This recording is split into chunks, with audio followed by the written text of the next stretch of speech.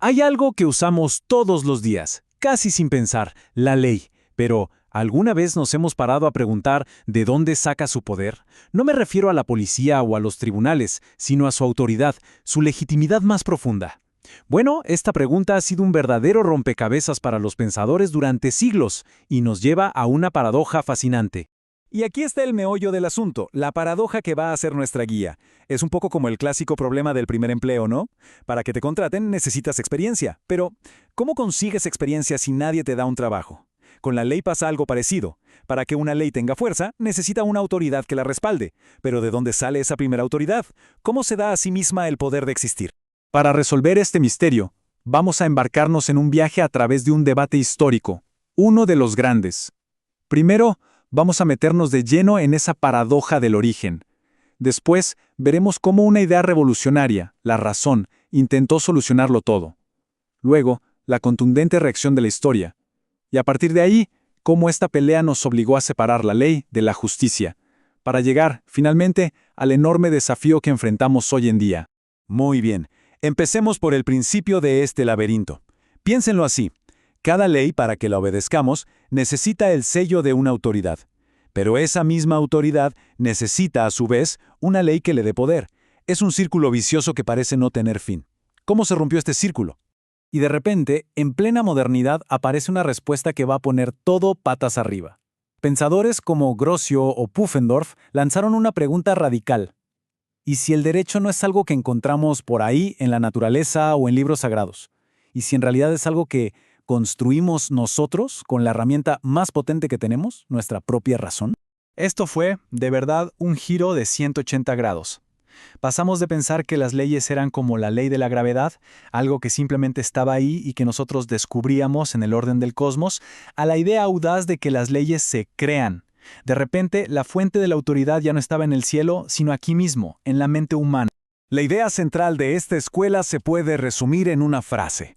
Desde las obligaciones absolutas hasta las hipotéticas, es preciso un tránsito a través de pactos. A ver, ¿qué significa esto en español? Que para estos pensadores, los derechos y los deberes no caen del cielo, nacen de acuerdos. Es nuestra voluntad, al ponernos de acuerdo, al firmar un contrato, la que levanta todo el edificio de la ley. Pero, claro, esta idea tan limpia y racional de la ley no convenció a todo el mundo. De hecho, provocó una reacción potentísima. Nació la Escuela Histórica del Derecho que básicamente dijo: un momento, se están olvidando de la fuente más real y poderosa de todas. El argumento de ellos es simple pero muy profundo. Decían que el derecho es como el idioma. Nadie inventó el español en un laboratorio, ¿verdad? Creció solito, de forma orgánica, a partir de las costumbres y la historia de un pueblo. Pues con las leyes pasa lo mismo. No se diseñan en la oficina de un filósofo. Nacen de las tradiciones vivas, se sienten y se practican mucho antes de que a alguien se le ocurra escribirlas en un papel. Creo que esta es la mejor forma de entender el debate. Pensemos, ¿qué es la ley? ¿Es como un edificio que un arquitecto diseña con planos lógicos y universales para construirlo desde cero? ¿O se parece más a un jardín, que el jardinero no crea de la nada, sino que cuida, cultiva y adapta a la tierra y al clima únicos de ese lugar? Casi toda la filosofía del derecho se puede resumir en esta lección. Este tremendo choque entre la razón y la historia dejó al pensamiento legal en un callejón sin salida. Si no nos poníamos de acuerdo en algo tan básico como el origen de la ley, ¿cómo íbamos a avanzar? Y de esa frustración nació una tercera vía, una mucho más pragmática, el positivismo. La idea fue radical. A ver, olvidémonos un rato de dónde viene la ley o si es justa. Concentrémonos solo en lo que la ley es, aquí y ahora. Para un positivista, la ley es sencillamente lo que la autoridad reconocida dice que es ley, lo que está puesto, lo legislado. Si el gobierno aprobó una norma, siguiendo los procedimientos correctos, pues entonces es ley. Punto. La discusión de si esa ley es buena, mala, justa o injusta es otro debate, para otro momento. Y con esto llegamos a una de las ideas más potentes y, la verdad, más incómodas de toda la ciencia del derecho. Una ley puede ser 100% legal, válida, vigente y al mismo tiempo ser una completa monstruosidad moral. El positivismo nos obliga a aceptar esta dura verdad. Que algo sea legal no significa para nada que sea justo. Aquí está la diferencia clave. La validez de una ley es una pregunta técnica, para abogados. Se siguió el procedimiento. Pero la obligatoriedad moral es una pregunta para la conciencia. ¿Es correcto obedecer esto? El Estado puede decir que una ley es válida y exigir que se cumpla, pero la decisión final sobre si es justo obedecerla, esa recae en cada persona. Entonces, si ya separamos la ley de la moral, y si ya no podemos apoyarnos ni en Dios ni en la tradición, ¿qué nos queda? ¿En qué se sostiene la autoridad de nuestras leyes hoy? El pensamiento contemporáneo ha tenido que buscar, desesperadamente, una nueva respuesta para llenar ese vacío. La propuesta moderna es, la verdad, muy atractiva. Dice que la legitimidad no viene de arriba, de un Dios, ni de atrás, de la historia, sino de los lados, de nosotros mismos. La idea es que una ley es justa si es el resultado de un diálogo abierto, racional, entre toda la ciudadanía.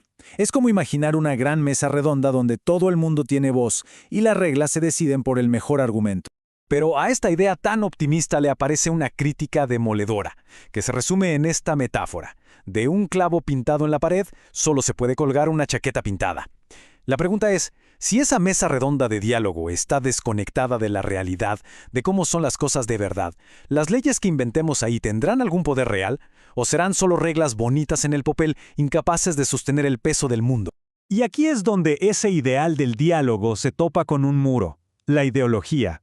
Una ideología es como ponerse unas gafas que solo dejan ver en blanco y negro. Toma un pedacito de la realidad y te convence de que eso es toda la verdad. Cuando la gente llega a esa mesa redonda con sus gafas ideológicas puestas, el diálogo se rompe. Ya no se busca la verdad, solo se intenta que todos vean el mundo del mismo color. Y así, después de todo este recorrido, volvemos a la tensión original, al dilema que parece no irse nunca. Por un lado, la tentación de ser arquitectos, de usar nuestra razón para diseñar un mundo perfecto. Y por el otro, la humildad de ser jardineros, de reconocer y cultivar las reglas que ya laten en la realidad de nuestra sociedad. Al final, la pregunta queda abierta para todos. Cuando pensamos en las leyes que nos gobiernan, ¿deberíamos actuar como arquitectos, diseñando un futuro ideal con la mente? ¿O más bien como exploradores, descubriendo con cuidado las reglas que ya existen en el corazón de nuestra comunidad? Quizás la verdadera ciencia del derecho no está en elegir un bando, sino en aprender a bailar entre los dos. Gracias por acompañarnos en esta reflexión.